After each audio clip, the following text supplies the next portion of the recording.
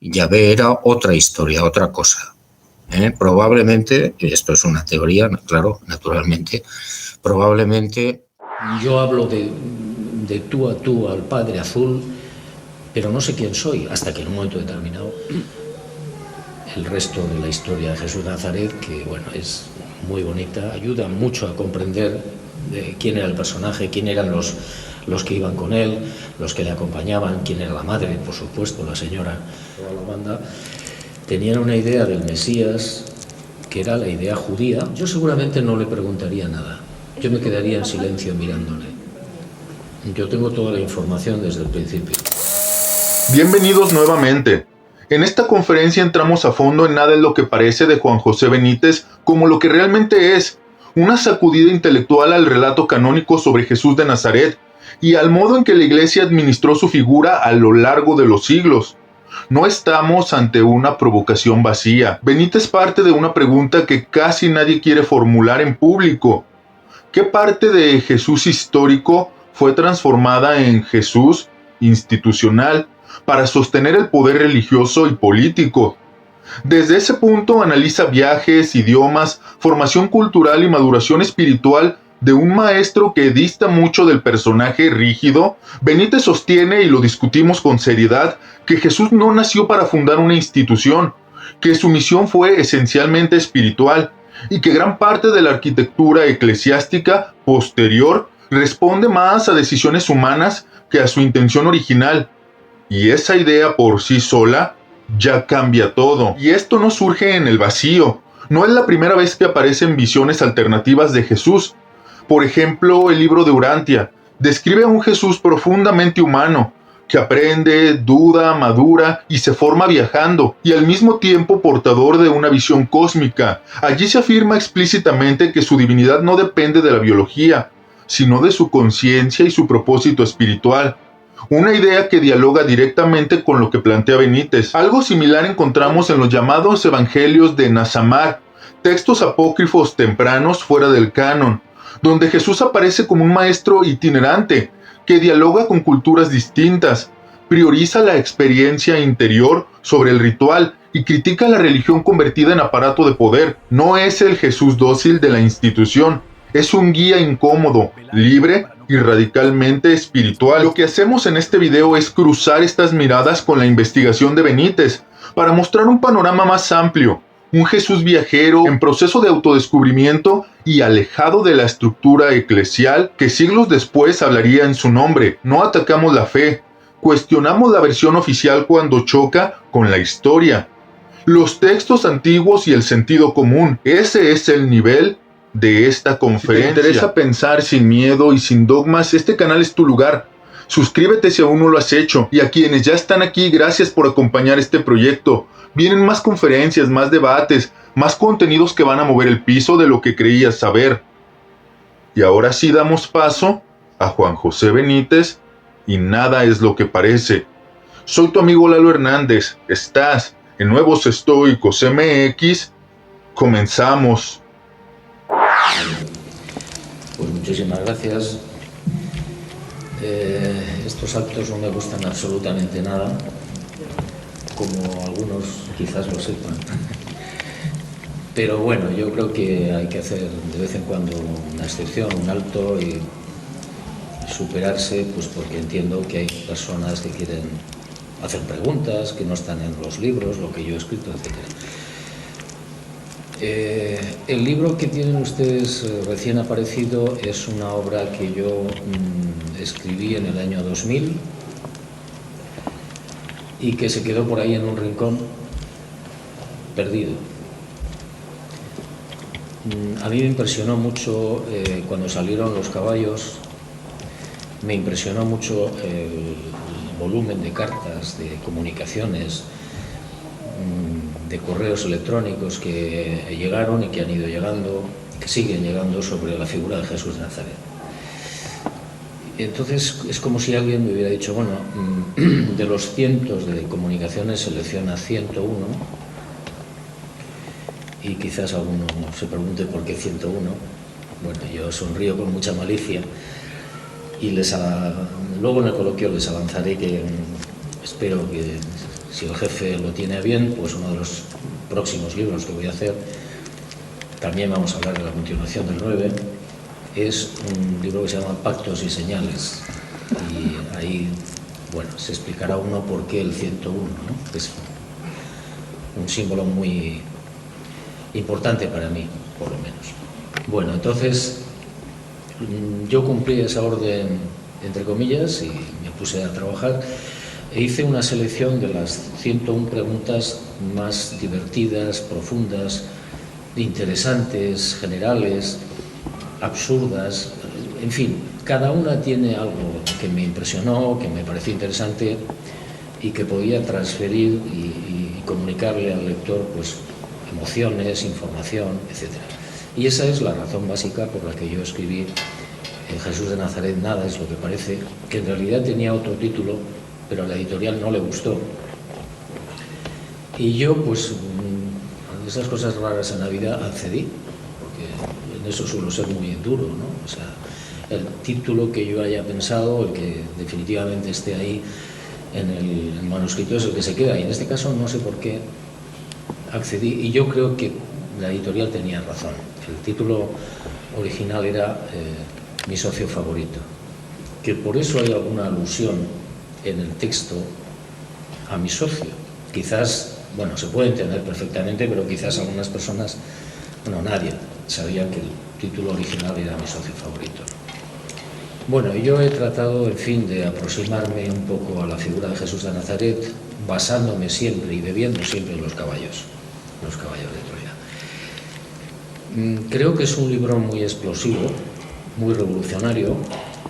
Yo no niego la mula y el buey en el portal, pero bueno, si quieren hablamos también de la mula y el buey después en el coloquio.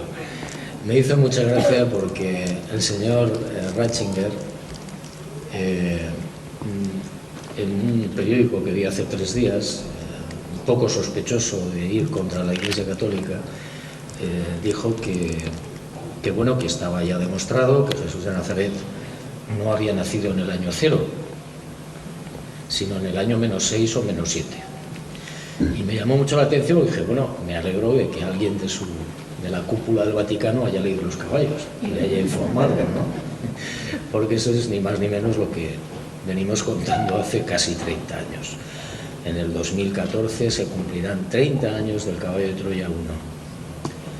Y bueno, pues yo creo que me llamó la atención, ¿no? Sin más. Tampoco tiene mayor importancia porque incluso al final del libro, como ustedes verán, se dice que el señor Benítez renunció a la Iglesia Católica.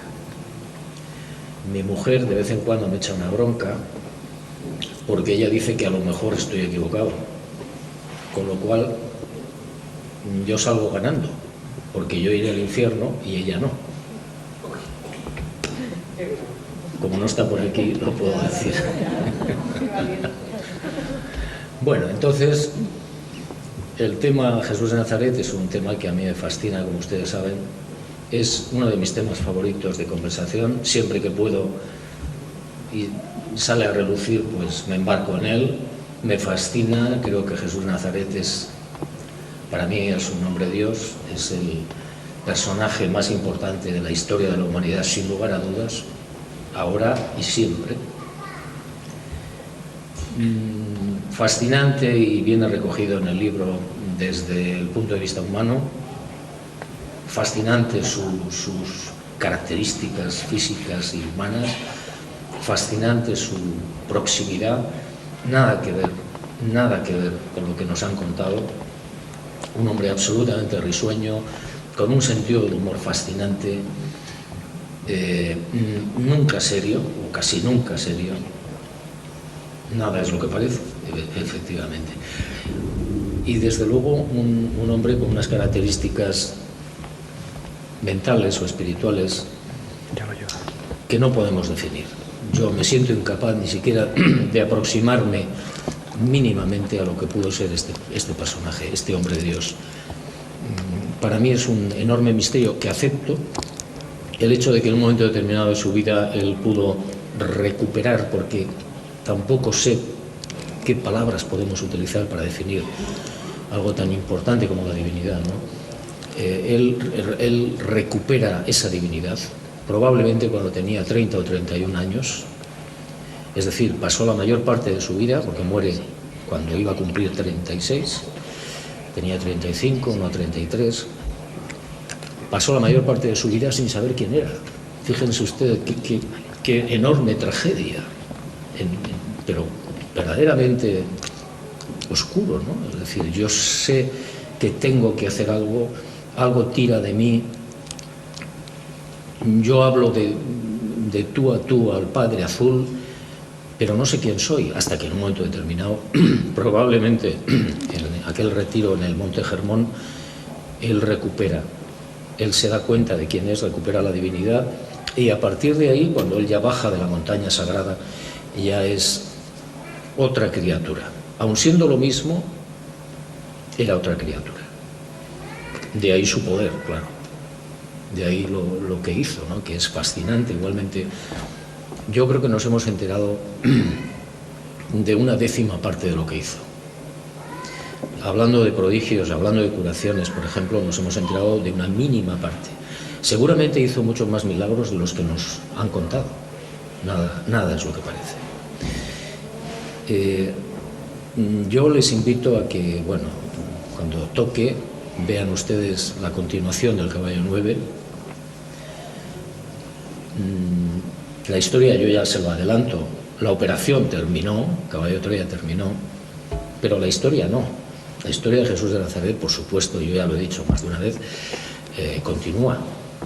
Y yo espero que salga por lo menos en 3 libros. Espero. Si la editorial no me dice lo contrario, y ya les adelanto también una primicia que creo que no lo he dicho, me parece. Del Caballo 9, que es un libro que pesa 1,3 kilos, hubo que sacar 600 páginas. ¿Esto qué quiere decir? Pues que hay 600 páginas aproximadamente de la historia de Jesús de Nazaret que ustedes todavía no conocen, pero la conocerán. ¿Por qué la tuvimos que rescatar? Pues porque nos íbamos a 2 kilos. Y entonces ya es inmanejable ese libro, es incomodísimo, es muy difícil de manejar. Pues imagínense con 600 páginas más, hubiera sido muy complicado. De la misma manera que se sacaron esas páginas, quedan 2 años y unos meses más por contar de la vida de Jesús, que ya les adelanto que se va a hacer, se va a sacar. Yo lo quería haber sacado de inmediato, porque me parecía justo sacarlo. Hay mucha gente que ha esperado mucho tiempo. Pero cumplo órdenes, como cada uno, en su trabajo y en su papel, y entonces voy a cambiar el chip, al menos durante 1 año, y voy a sacar otras cosas, que creo que les van a fascinar exactamente igual. No tanto que los caballos, pero les va a fascinar. Ustedes no saben, pero, y ya termino para dar paso al coloquio, yo durante muchos años me he dedicado a la investigación de otros temas, aparte de otros misterios, y hay uno que yo casi no he dicho casi nunca a nadie, y es personas que han visto, que han hablado, que han tocado a familiares o amigos muertos y enterrados. Les aseguro, durante estos 30 o 40 años que llevo investigando estos temas, que yo me he quedado fascinado. Es una de las cosas más increíbles y más esperanzadoras que ustedes pueden imaginar. Son casos increíbles. Entonces voy a dedicar, creo que es el momento, hay que dedicar también un tiempo a esa historia. He seleccionado 101 casos de todo el mundo que me merecen credibilidad. Y bueno, pues espero que eso esté, si no el año que viene, al siguiente. Después ya vendrán el resto de la historia de Jesús de Nazaret, que bueno, es muy bonita, esclarecedora, ayuda mucho a comprender quién era el personaje, quién eran los que iban con él, los que le acompañaban, quién era la madre, por supuesto, la señora. ¿Qué pasó en determinados prodigios? ¿Cómo se llevaron a cabo? ¿Qué ocurrió realmente? Bueno, según la información de que yo dispongo. Y creo que no les va a defraudar. El personaje Jesús de Nazaret es un personaje al que, si se le ama una vez, se le ama siempre. Si no se le ama es que no se le conoce, obviamente. Y bueno, yo ya no quiero alargarme más. Pregunten ustedes lo que consideren oportuno sobre este tema, sobre el que quieran, sobre los caballos, sobre el Betis, sobre lo que ustedes quieran.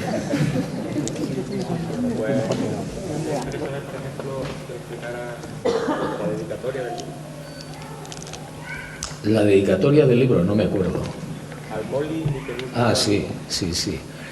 Bueno, el Molly es un médico muy buen amigo mío, bueno, y de todos los que le conocen. Es un médico que se llama Manolo Molina, vive en Granada, es una excelente y maravillosa persona, me ha ayudado muchísimo y me sigue ayudando mucho en muchas cosas, y de momento es el penúltimo amigo que tengo. Yo no tengo muchos amigos, me sobran dedos de una mano. Este es el anillo, sí. Entonces, bueno, pues por la forma de ser de cada uno, por su forma de pensar, su naturaleza, etcétera, cada uno tiene los amigos que puede, ¿eh? Yo no soy una persona muy sociable, por eso lo paso mal cuando estoy en actos como este, ¿no? Lo paso francamente mal. Me tengo que agarrar a un caramelo o a lo que puedo. Esto no sé de dónde es. Entonces, bueno, pues en estos momentos debo tener 2 amigos, o 3, no más. Y este es uno de ellos. Le veo poco, como hay que ver a los amigos, poco. Y bueno, pues cuando nos vemos hablamos con absoluta sinceridad. Nunca nos pedimos dinero porque se acabó la amistad. Y bueno, esa es la razón, porque él me ayudó mucho, me animó, me anima siempre y está siempre de mi lado, haga lo que haga. Que yo creo que es la razón más importante para conservar una amistad, es estar con la persona, haga lo que haga. Siempre. No importa, si tú le entregas el corazón a alguien, en lo bueno y en lo malo, si es que lo hay, que tampoco hay malo ni bueno, mejor dicho, lo hay, pero está programado. Es otra de las lecciones que yo aprendí con los caballos, sobre todo, ¿no? Y alguien lo pregunta en este libro, y yo hablo pues de eso, de que son las reglas del juego, de que no debemos preocuparnos. Miren, una de las lecciones que yo he sacado maravillosa de ese libro que quiero hablar, sobre los que yo llamo resucitados, que está mal empleada la expresión, pero bueno, para que nos entendamos, de la gente que ha visto a amigos o familiares muertos, es que repiten casi todos lo mismo, o muy parecido. Dicen, no te preocupes, hay que seguir adelante, todo está organizado y todo está previsto, todo, lo malo, lo bueno y lo regular. Se trata simplemente de vivir, de vivir y de confiar. Bueno, ¿qué más preguntas? Hola.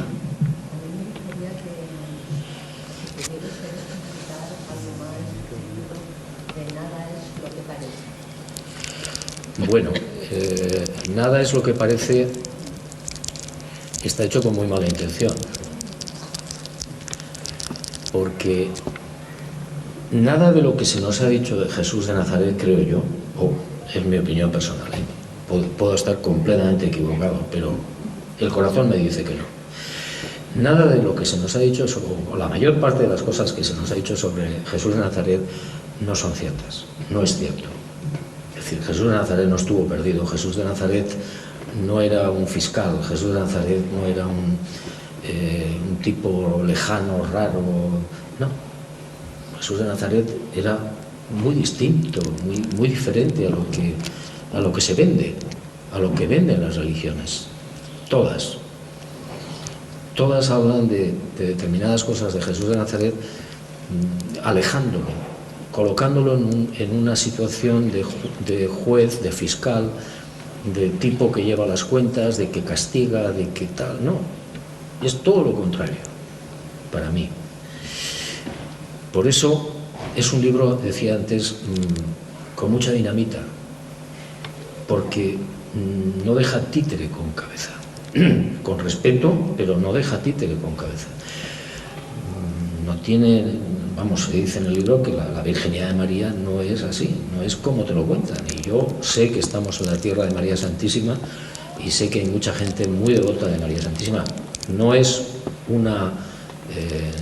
un insulto contra la señora, sino simplemente la exposición de un hecho que probablemente es erróneo. Es decir, en el siglo IV alguien establece que no es conveniente que María haya tenido relaciones sexuales con su marido.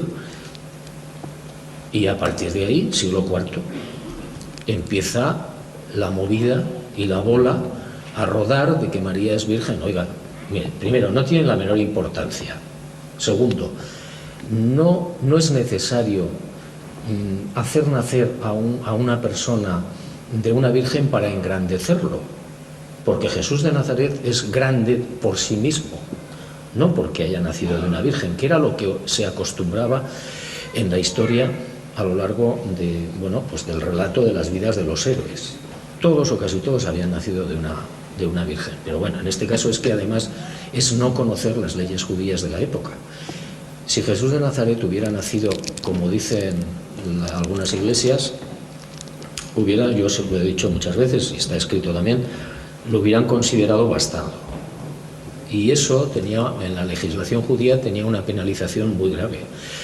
Ningún máncer, ningún bastardo tenía derecho prácticamente a nada, ni al trabajo, ni a la herencia, ni a ser testigo en un juicio, nada. Y los enemigos de Jesús, que los tenía, y muy importantes, si esto hubiera sido así, lo hubieran machacado a la primera ocasión que hubiera tenido de hablar en público. Y nunca lo hicieron. Entre otras cosas porque yo creo que el Padre, el Dios, el número uno, el Padre Azul, no tiene por qué crear problemas añadidos. Por supuesto que puede hacer lo que quiera, naturalmente que sí. Pero fíjense que Jesús de Nazaret, el Padre nunca va contra las leyes de la naturaleza. Nunca. Y tiene el poder, pero nunca va contra sus propias leyes. Entonces, pues nada es lo que parece. Es una versión, repito, muy personal, sin ánimo de ofender absolutamente a nadie, porque como ustedes comprenderán, a estas alturas de la película yo ya no trato ni de vender nada, aunque esté sentado aquí, ni de pelearme con nadie. Estamos aquí para otras cosas más importantes en la vida, no es eso. Pero bueno, yo creo que cada uno tiene derecho a dar su criterio, su opinión, sin alterarse y dando las explicaciones que sean necesarias. Es decir, Jesús de Nazaret fue concebido de forma natural por María, la señora, y por José, su esposo, cuando ya estaban casados, que ese es otro error de los evangelios. Dice, no, cuando todavía no la conocía, falso. Alguien metió la mano, como han metido la mano en los evangelios canónicos infinidad de veces.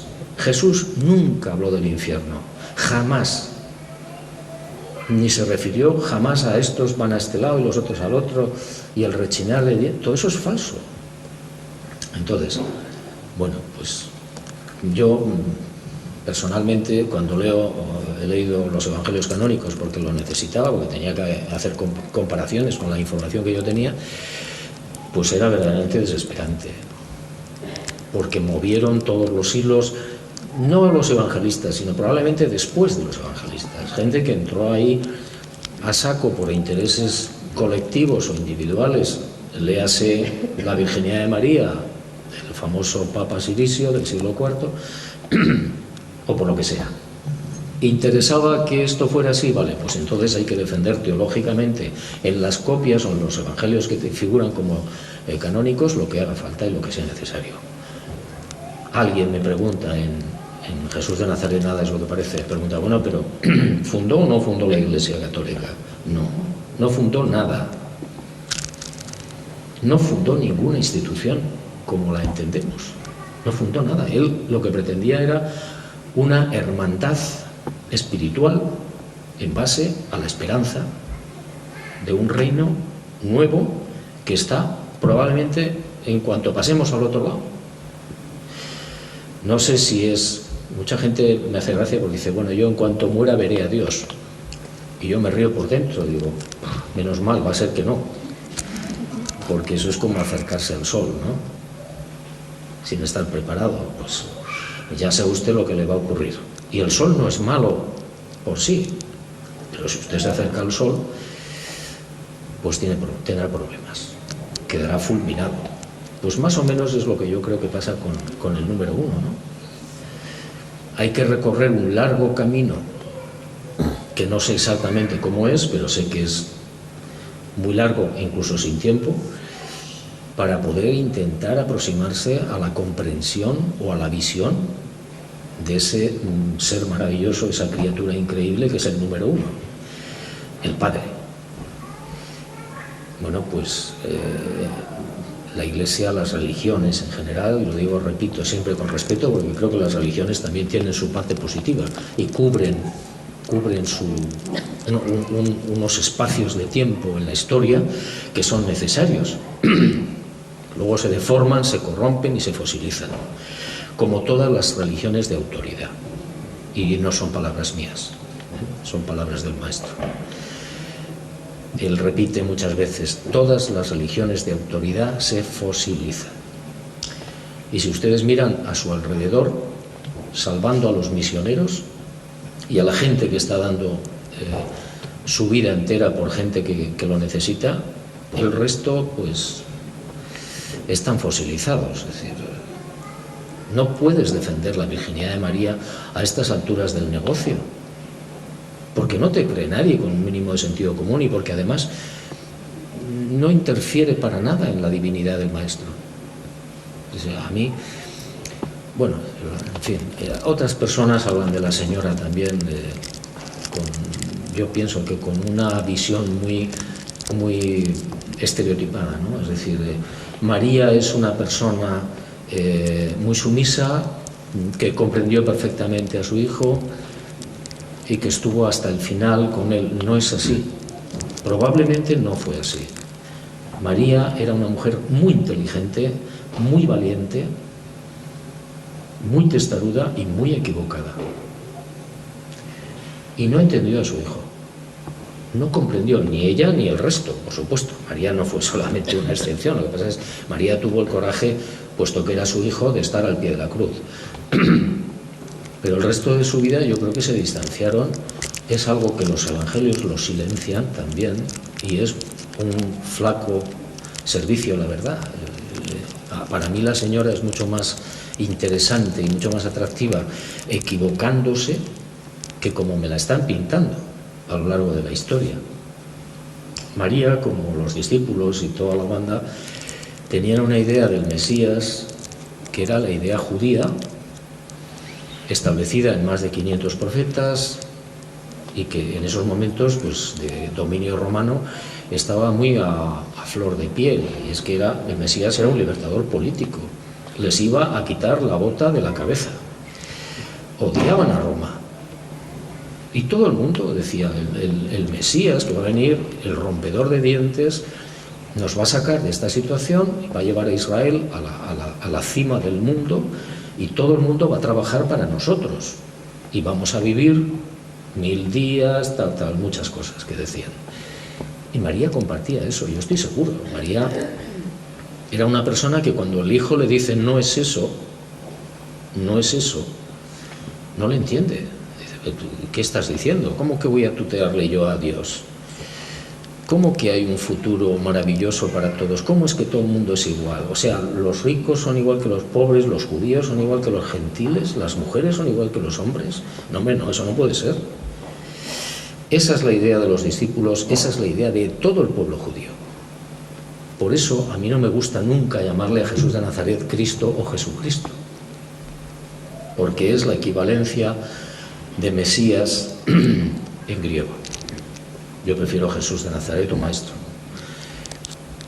Entonces, claro, la situación vista desde este punto de vista es mucho más bonita, mucho más atractiva. Hay una María, una señora perdida, desesperada, decepcionada, y el momento más bonito, más feliz seguramente de la vida de la señora es en el milagro de Caná, cuando ella se siente plena porque ha habido un prodigio.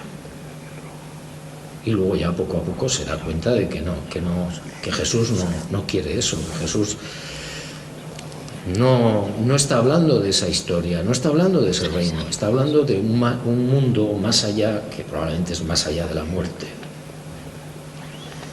Que bueno, que no tiene nada que ver ni con los romanos, ni con... Jesús jamás se metió en política. Fíjense ustedes qué interesante. Hoy ves... te das cuenta que la mayor parte de las religiones están mezcladas con la política, o dirigen la política, o derriban a jefes de Estado, o derriban sistemas, léase comunista, donde Juan Pablo II metió la mano, pero tela. Es decir, aquí hay una especie de contrasentido, nada es lo que parece. Bueno, yo me lío y no dejo preguntar.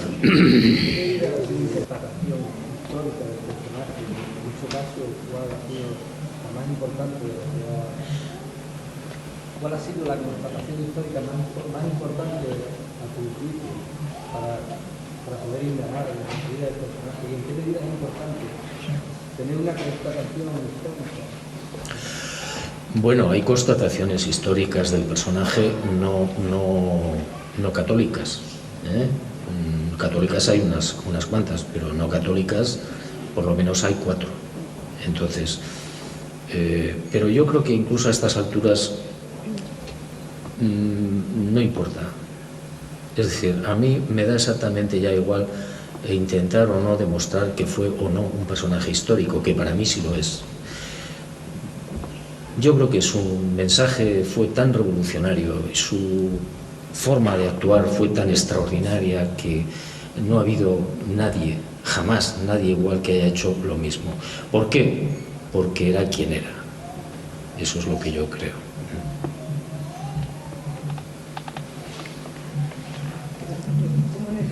No, hombre.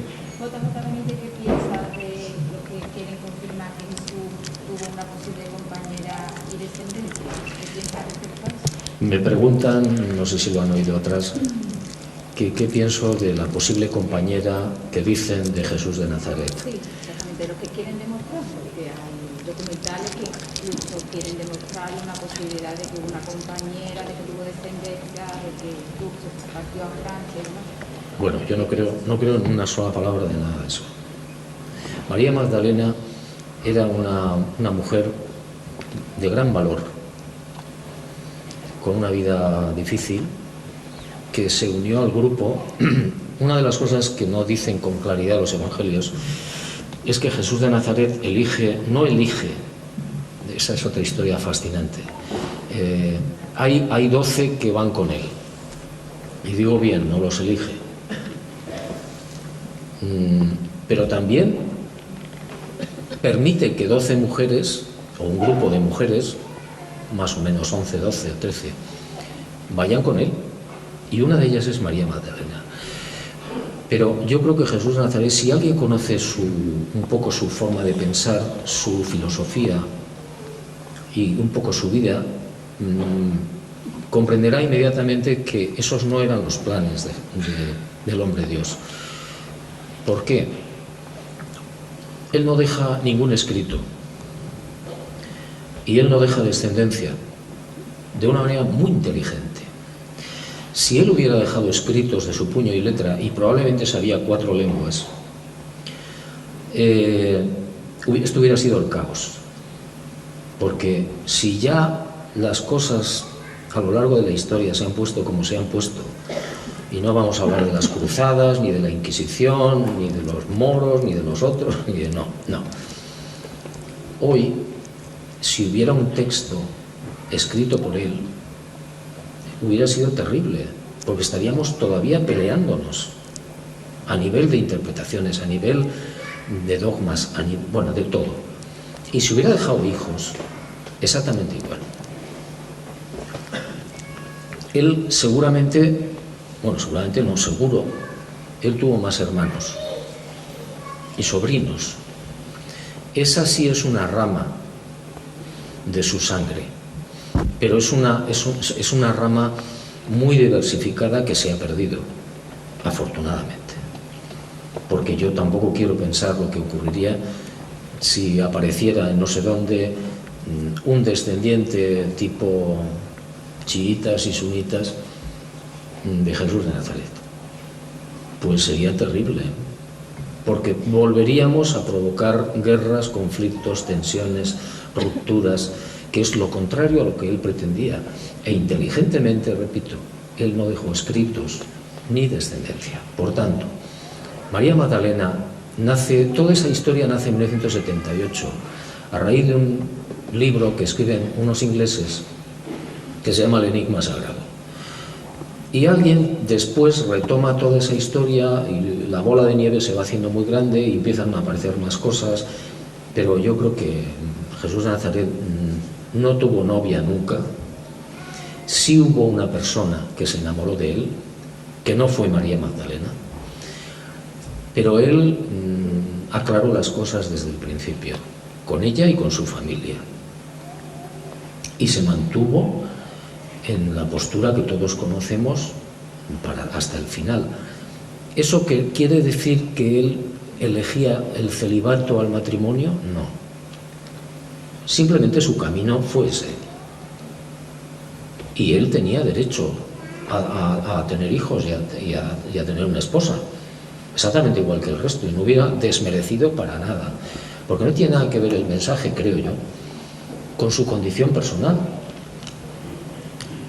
Sencillamente, en este caso creo que había esos dos factores que los hemos comentado que eran importantes. Pero muchos de los discípulos estaban casados, había uno divorciado y no pasaba nada, y había un montón de hijos en medio y de personas a cargo de los 11, porque Judas estaba soltero y Juanito también estaba soltero. Luego se casa, parece ser siguiendo la ley del levirato, se casa con la mujer de su hermano muerto, Santiago, que por cierto nunca estuvo en España, por cierto. Menos mal que el camino Santiago no pasa por aquí, o creo que sí. Hay ruta para ir. Caballero. Que los caballos desde el principio mayor mienta al tercer más mensajero. El tercer mensaje. Entiendo que es tú, ¿no? Pues no. No. Vamos a ver. He dicho que después del Día del Relámpago, que creo que lo sacan en abril, que es la continuación del 9, hay 3 libros más. Ahí se explica algo y hay pistas, pero yo le adelanto que yo no soy. Quizás me he quedado antes con la historia de María Magdalena,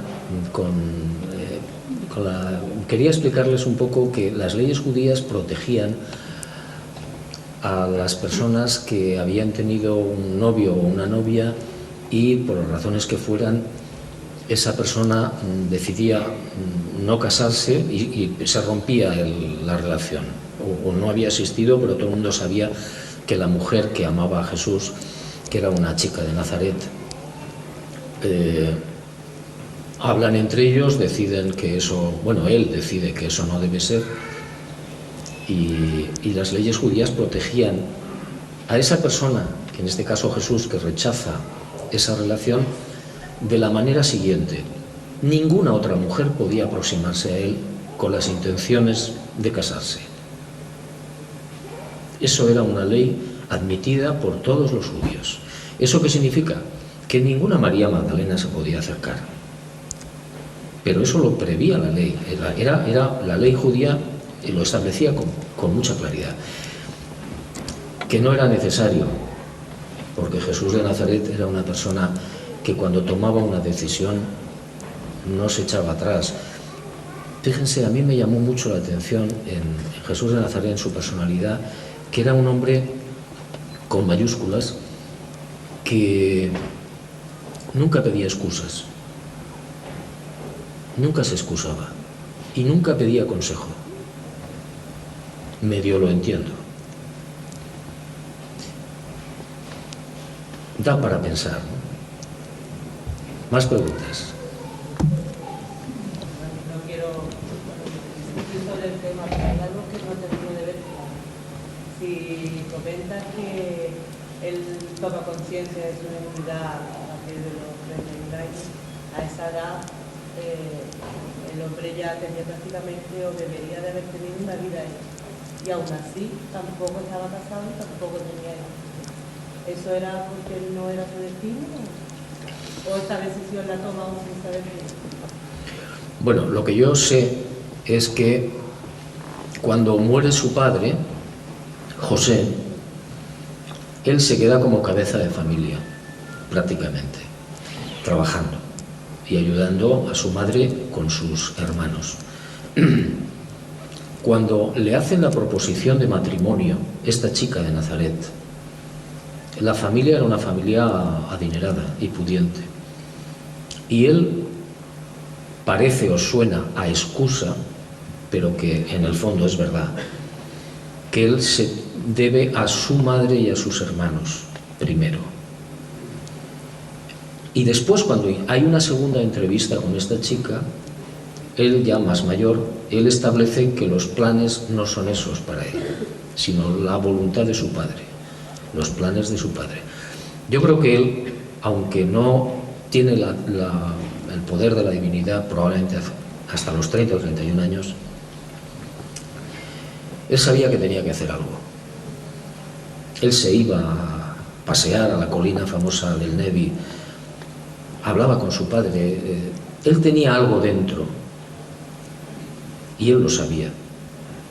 Entonces yo creo que esa pudo ser una de las razones más importantes por las que él no se une a ninguna mujer, porque él intuye, él no lo sabe hasta cuando él recupera la divinidad. Pero por un lado parece que el destino, ¿no?, le pone por delante primero el accidente de su padre cuando él tenía 14 años y bueno, que se tiene que hacer cargo de alguna manera de su familia y de hecho trabaja en muchas cosas, ¿no? Jesús no solamente fue carpintero, que lo fue, no, fue muchas más cosas, trabajó en, no sé, de casi todo. Entonces yo creo que el destino estaba muy pendiente de él, como de todos nosotros. En eso no fue una excepción, cada uno tiene su plan trazado minuciosamente y aceptado.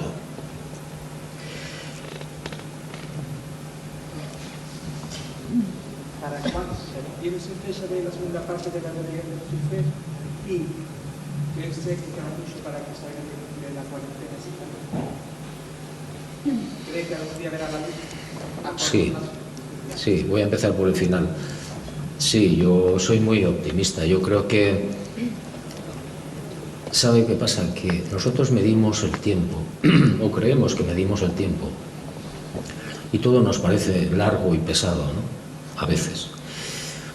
En el sitio donde están estos, que no es un sitio donde no hay tiempo, o no tiempo, las cosas deben ser distintas, desde todos los puntos de vista. Entonces a nosotros nos parece muy larga esta cuarentena, ¿no? Desde la caída de Luzbel, bueno, dicen que hasta que no se celebre el juicio, pues el planeta seguirá en la oscuridad y en el aislamiento, en esa cuarentena. Y que después llegará la luz. Yo estoy convencido de que sí, que el mundo llegará a la luz. Lo que pasa es que en este planeta yo creo que se da otra circunstancia especial, que esta mañana lo hablaba yo con una persona. Este mundo es experimental. ¿Eso qué quiere decir?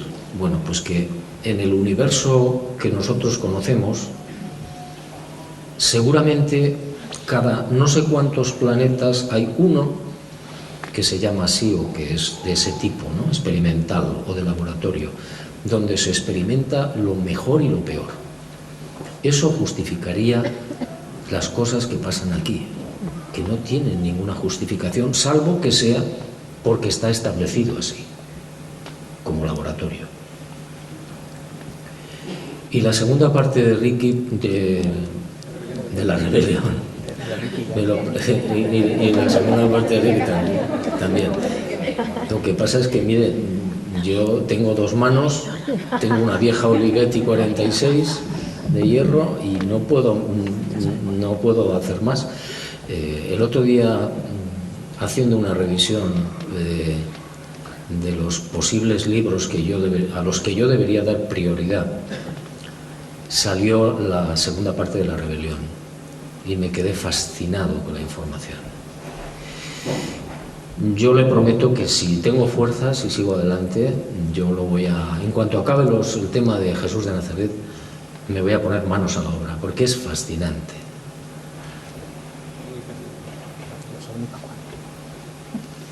Hola, Juanjo. Me gustaría saber qué cree usted que hubiese pasado con Jesucristo. Me gustaría saber qué hubiese pasado con Jesús de Nazaret en el caso de que las ideas religiosas de Akenatón previamente hubiesen prosperado. En Nada es lo que parece, también se habla de ese tema y creo recordar que la respuesta es que si hubiera prosperado la revelación de la ventana famosa en la que Akenatón ve esos discos allí flotando en el cielo, etcétera, etcétera, pues a lo mejor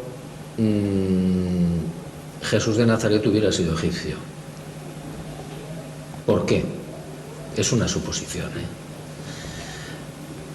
Porque yo entendí que toda la herejía del faraón Akenatón, del Dios único, el Dios Padre, etcétera, etcétera, que coincide básicamente con el mensaje de Jesús de Nazaret, podía ser un ensayo general para elegir a un pueblo que era necesario para lo que iba a suceder después con el Maestro, para su encarnación y para todo lo que ocurrió. Es decir, la elección del pueblo judío no es una casualidad. Yo creo que estuvo minuciosamente estudiado en las alturas, milimétricamente diseñado. A lo mejor 100 años antes, con Akenatón, se intentó una especie de ensayo general y no salió bien. Pero eso es pura teoría, pura especulación. No sabemos si eso es así. Pero pudo ser. ¿Preguntas? No, ya. Perdón. De todas las preguntas del libro, que son todas muy variadas, y me imagino que no le habrán llegado ciento y ciento, ¿qué pregunta hubiese hecho JJ como lector? Qué difícil. Mire, yo una vez me hice después de leer la información de los caballos, yo la tengo entera, les llevo un poco de ventaja sobre eso, ¿no? Yo me hice una lista también de preguntas. Hay un momento en el que Eliseo hace una lista de preguntas para Jesús de Nazaret. Yo también me hice la lista, ¿no? Yo ahora no recuerdo ninguna en particular, porque creo que todas las más importantes están ahí. Yo seguramente no le preguntaría nada. Yo me quedaría en silencio mirándole. Con eso para mí sería más que suficiente. O sea, si yo me lo encuentro ahí, de pie o sentado, me callo, me quedo mudo. Me lo quedo mirando lo que me deje. Hombre, a lo mejor después me hubieran empezado a salir cosas, ¿no? Pero es que, mire, además hay una cosa, es muy importante. Elaborando este libro que voy a preparar para después del Día del Relámpago, el de los resucitados, todo o casi todo el mundo dice, no, es que, y los que han tenido experiencias cercanas a la muerte también, todo el mundo dice, bueno, es que no hay palabras. No puedo describir lo que he visto al otro lado. No puedo decirle ni aproximadamente lo que he visto, ni lo que he oído, ni lo que he sentido. Porque es otra dimensión distinta. Y no tengo conceptos, no tengo palabras, no hay semántica para poder ni siquiera aproximarme a lo que yo he visto, ¿no? Entonces, claro, yo creo que, bueno, pues, aunque yo le preguntara a Jesús de Nazaret lo que sea, él yo creo que uno de los grandes problemas que tuvo en su vida no fue la muerte trágica que obtiene y sus enemigos y todo eso, que bueno, por supuesto, ¿no? Pero el calvario más duro que yo creo que padeció Jesús de Nazaret fue el problema de la palabra. Es decir, él, para dar los conceptos que tuvo que dar, tuvo que aproximarse a la verdad. Pero incluso hasta conceptos tan importantes como el del Padre Azul, que probablemente estuvo muy acertado, pero no es la verdad, porque no estamos preparados para eso. Es decir, nuestro cerebro, que tiene una capacidad X, no puede comprender lo que hay en otras dimensiones diferentes, porque no tenemos ideas, ni conceptos, ni lengua, ni palabras. De la misma manera, siempre se pone el mismo ejemplo del bastidor, ¿no? La señora que está cosiendo el bastidor, hay seres en la tela que son de 2 dimensiones, pero de repente ven la aguja que atraviesa de un lado a otro, que tiene 3 dimensiones. ¿Y cómo le explicas a los seres del bastidor de 2 dimensiones que hay seres de 3? Nosotros tenemos 4 dimensiones. ¿Cómo nos van a explicar a nosotros seres que tienen 27 dimensiones o que tienen 170 sentidos? ¿Cómo? O que tienen visión 360 grados. O que están en 2 sitios a la vez. O que se trasladan no instantáneamente, sino menos que instantáneamente a donde quieran. No tenemos capacidad, ni conceptos, ni palabras para poder entender eso. Por tanto, Jesús de Nazaret tiene un verdadero problema cuando habla, tiene un verdadero calvario. Pero aún así, el hombre echa mano de las parábolas y de las metáforas y se aproxima todo lo que puede, ¿no? Pero, atención, no sabemos la verdad, no conocemos la verdad.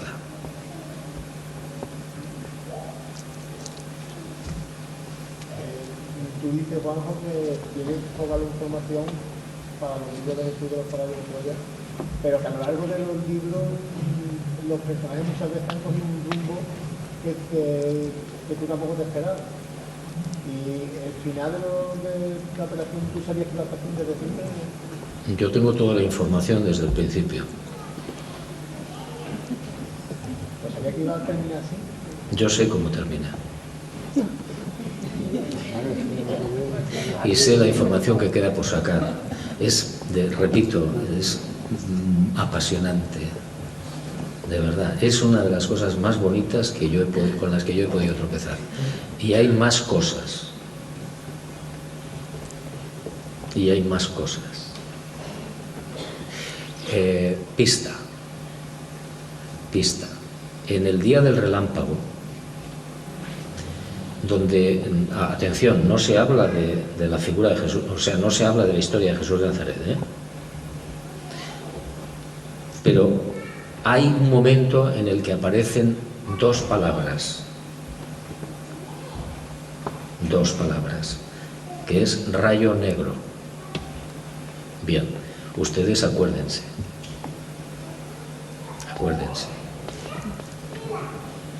Ya no puedo contar más.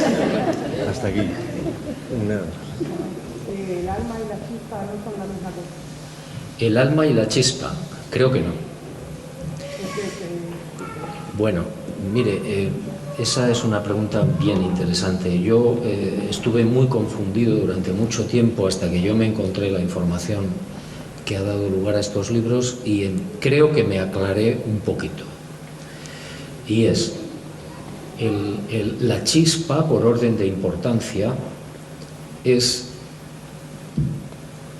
el gran Dios, el buen Dios, el Padre Azul, el número uno, como quieran llamarlos, que se fracciona. Es un misterio.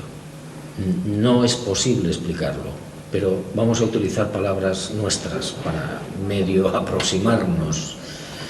Esa fuente maravillosa, energética, ese generador increíble de la vida y de todo, eso se fracciona. No en trillones, yo qué sé, los que ustedes quieran.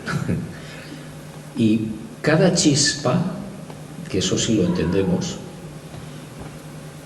viene a depositarse en la mente de cada criatura a partir de una determinada edad, no al nacer. Dios es muy listo. Y hago un paréntesis. Yo no estoy a favor del aborto por razones estéticas, porque la vida es increíblemente maravillosa y cargársela es un asunto feo. No hablo de religión ni de cosas de estas, no. Un puro problema de arte y de estética, de belleza. Cierro paréntesis. Entonces, la chispa se instala, entre comillas, en la mente humana y nos acompaña hasta que mueres. No es la voz de la conciencia. Es la criatura más increíble que uno pueda imaginar dentro de uno mismo. No sé por qué caminos, ni con qué mecánica, ni de qué manera, pero consigue que nos interesemos por Dios y que nos interesemos por su búsqueda y que nos interese una serie de preguntas que no se hacen los perros ni los loros. Nosotros nos las hacemos la mayoría de las personas o mucha gente, ¿no? Eso es lo que permite mantener la llama de la búsqueda. Bien, y el alma, creo, si no he entendido mal la información del mayor, el alma es el regalo que viene con la chispa. Es una criatura que no es espiritual y tampoco es corporal, no es material, de una naturaleza que yo no entiendo y que entra a formar parte de la criatura humana, del ser humano, para experimentar y para quedarse con todo lo que tú vivas, bueno y malo. Por eso es tan importante vivir.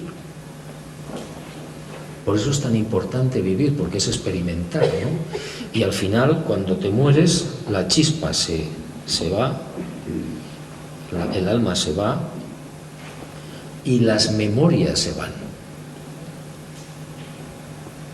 Y el alma recupera las memorias cuando mueres. Entonces, eso es lo que yo he comprendido. Por eso no hay nadie desalmado. Todo el mundo tiene alma, todo el mundo. Otra cosa es el sentido de desalmado, ¿no?, que se le da. Perdón, no, estaba el caballero estaba primero. No, tú. Sí, perdona. ¿De las señales, sí.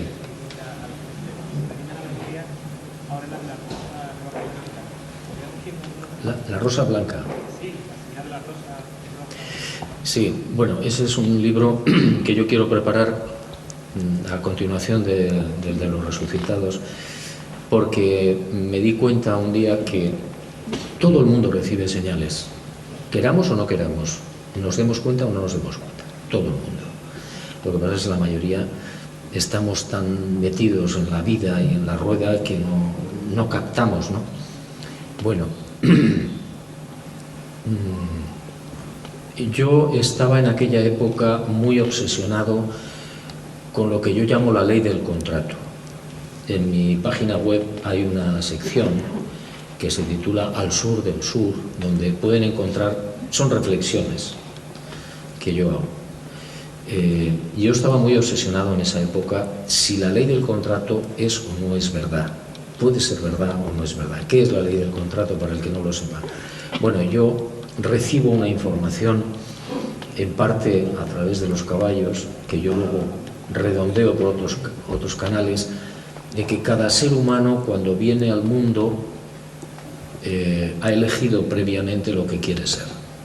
No estoy hablando de reencarnación, estoy hablando de un momento cero, no sé cómo llamarlo, donde todavía no has nacido, pero formas parte de algo espiritual o de una colectividad espiritual, no lo sé, y decides que quieres vivir la materia, decides que quieres vivir el tiempo, decides que quieres vivir una serie de experiencias, las que sean, cadenas de experiencias, y entonces te dan a elegir, eliges y eliges todo, incluido el momento de la muerte, todo, hasta el último detalle.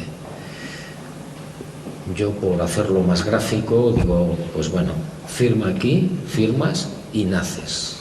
Y cuando naces se te olvida todo, queda borrado. Con razón, porque si no sería una aventura, digo yo siempre, descafeinada. Tú naces y no sabes por qué estás aquí. El 99,99% de la gente no sabe por qué está aquí, ni qué pinta aquí, ni por qué le pasan las cosas que le ocurren. Nada. Esa es lo que yo llamo la ley del contrato, por resumir un poco y por hacerlo más didáctico, ¿no? Y yo andaba dándole vueltas. Me pareció una cosa tan interesante, que cubría muchas expectativas mías personales, que justificaba muchas cosas que yo no entendía, que le daba mucho sentido a la vida para mí. Y yo un día estaba en Jerusalén y le dije a Dios, le dije, bueno, ¿tú me puedes dar una señal de que estoy en lo cierto? Entonces a mí me gusta poner yo las señales. Y era febrero, marzo, creo que febrero, mucho frío. Jerusalén en esa época es un tiempo con mucho frío, mucha lluvia, muy desapacible. Y al día siguiente, si yo planteo la cuestión como a estas horas más o menos, yo dije, bueno, pues al día siguiente yo tenía que ir a filmar a un lugar que se llama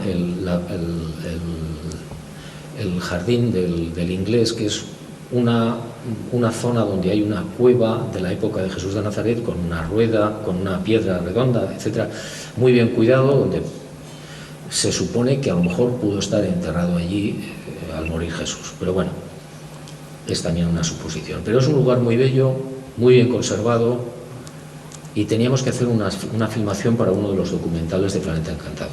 El mensaje enterrado, incluso creo que están las imágenes. Entonces, bueno, dije, ya sé. Mañana cuando lleguemos al Jardín del Inglés pues yo me tengo que encontrar una rosa blanca. Automáticamente, yo lo escribí todo y tal, y dije, eso es imposible, si estamos en febrero, pero qué rosa va a haber allí, y blanca además. Bueno, ya empecé yo con mi historia a tratar de ayudarle a Dios, y dije, no, esta vez no te ayudo. Apunté y dije, bueno, y a la mañana siguiente yo fui, nadie sabía lo que había pactado, yo me fui como un tiro al lugar y me empecé a recorrer. Tiene jardines, tiene zonas de bancos para meditar, y de repente entre el verde del jardín aparece una rosa blanca preciosa, medio abierta. Yo me quedé estupefacto. Llamé al fotógrafo, a mi hijo Iván, y dije, no preguntes nada, fotografía.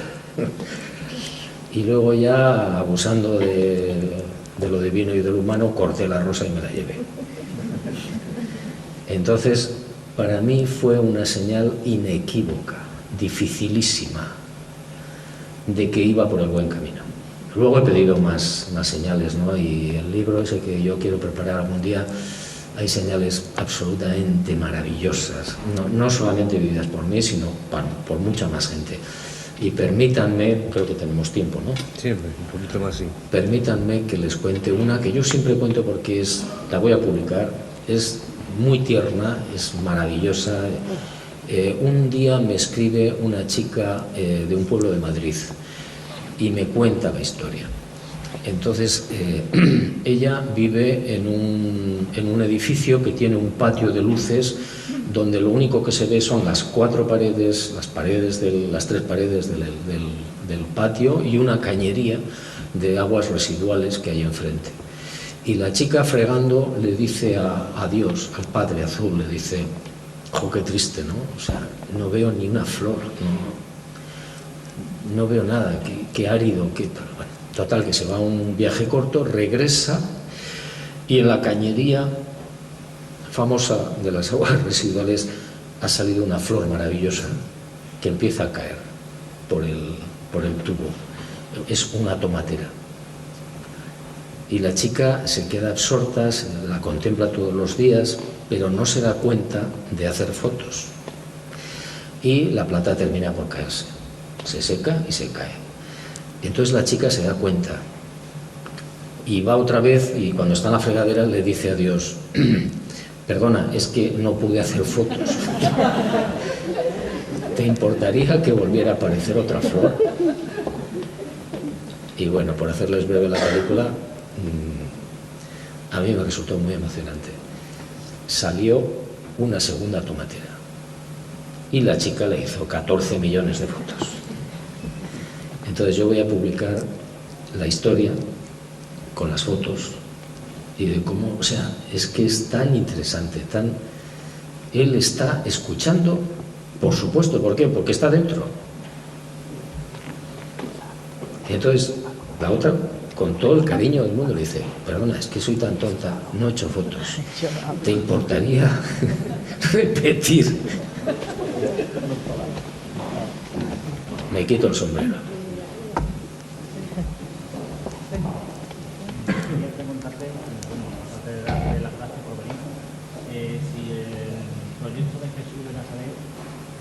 Un proyecto fallido por todo lo que ha pasado a lo largo de la historia.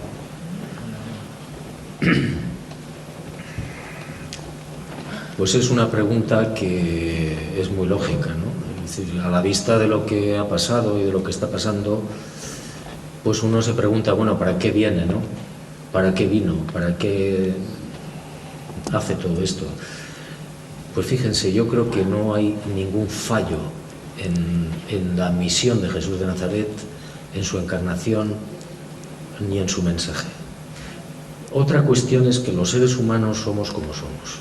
Entonces, los seres humanos lo deformamos todo, tenemos la tendencia también humana a ponerle fronteras a todo y a limitarlo porque lo necesitamos, porque lógicamente no estamos seguros y entonces tenemos la necesidad de ponerle vallas a las cosas y ponerle nombres para estar seguros, no tenemos otra. Pero bueno, eso forma parte de la naturaleza humana. Yo creo que Jesús, él lo sabía, como hombre Dios y como creador del universo que vemos, del nuestro. Él sabía perfectamente todo esto, y lo que iba a suceder y lo que no iba a suceder. Pero yo creo que su mensaje tiene sentido, lo tendrá en el futuro, lo ha tenido siempre. Otra cosa es que nosotros lo deformemos, que nosotros nos peleemos, que nosotros hagamos trifulcas, iglesias y religiones y condenemos y no condenemos. Mire, hay una de las preguntas clave del libro es, ¿pero cuál era el mensaje? Esa es la historia. ¿Qué nos deja esta conferencia de Juan José Benítez? Nos deja antes que nada una incomodidad necesaria.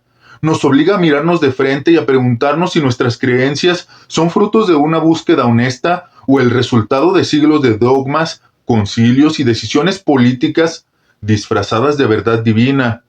Cuando revisamos la historia del cristianismo primitivo, descubrimos algo fascinante. Los primeros seguidores de Jesús no veneraban a María como figura central de culto. Para las comunidades más antiguas, ella era, ante todo, la mujer concreta que dio a luz al Maestro, una madre respetada dentro de la memoria de Jesús, no una figura celestial separada de la humanidad. Y nosotros en este canal lo decimos con claridad y respeto. Reconocemos plenamente que María fue la progenitora de Jesús, pero también sostenemos desde una lectura histórica y crítica que la Iglesia transformó esa realidad humana y espiritual en un aparato simbólico de control y devoción institucional. Se terminó alabando la imagen, el dogma y el ritual, mientras el mensaje original de Jesús quedaba en segundo plano. Y eso nos lleva al punto central de Benítez. Jesús fue moldeado a lo largo de la historia. El Jesús histórico, itinerante, crítico, libre, profundamente espiritual, fue reemplazado gradualmente por el Jesús institucional, coronado, entronizado, dorado, ritualizado y en muchos sentidos domesticado. Y es que de algo estamos seguros. Jesús no vino para ser adorado como un becerro de oro ni para ser revestido con poder terrenal. Vino a enseñar una ética viva, amar al prójimo, romper la hipocresía religiosa, cuestionar al poder y vivir la espiritualidad como práctica cotidiana, no como espectáculo. Desde esa perspectiva, lo que hace Benítez no es blasfemia, es historia incómoda, y por eso la iglesia tradicional probablemente lo leería como provocación, o incluso como una forma de desafío a su autoridad doctrinal, no porque ataque la fe, sino porque pone en duda quién tiene derecho a definirla. Ese es el verdadero debate que cierra esta conferencia.